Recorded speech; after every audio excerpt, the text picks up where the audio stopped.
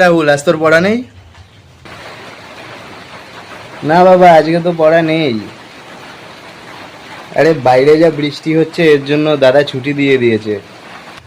ব্যাস, তাহলে আর কি, সারাদিন ফোন টেপো। তো এই বৃষ্টির মধ্যে আর কি করব?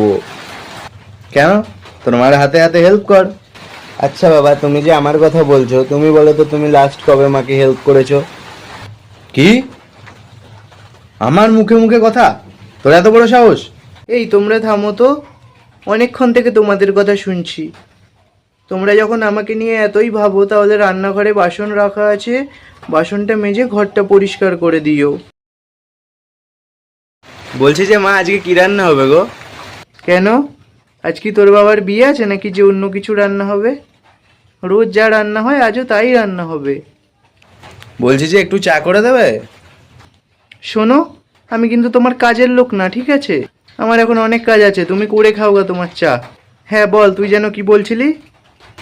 ওই তো মা, রান্নার কথা হচ্ছিল। এই বৃষ্টির দিনে খিচুড়ি আর ইলিশ ভাজা খাওয়ার মজাই আলাদা। তা যাও না, যাও, নিজেরা করে খাও। তোমাদেরকে কে আটকে রেখেছে? আরে গিন্নি, তুমি না বোঝোই না, তোমার হাতের খিচুড়ি না হলে না ঠিকঠাক জমে না। থাক, আর তেল মারতে হবে না। তা খিচুড়ি যে রান্না হবে, বাজার তো করতে হবে নাকি? কেন, রাহুল আছে তো, ও চলে যাবে বাজারে, সারাদিন তো বাড়িতে বসেই থাকে। না বাবা, আমি ওসব বাজার বাজার যেতে পারবো না।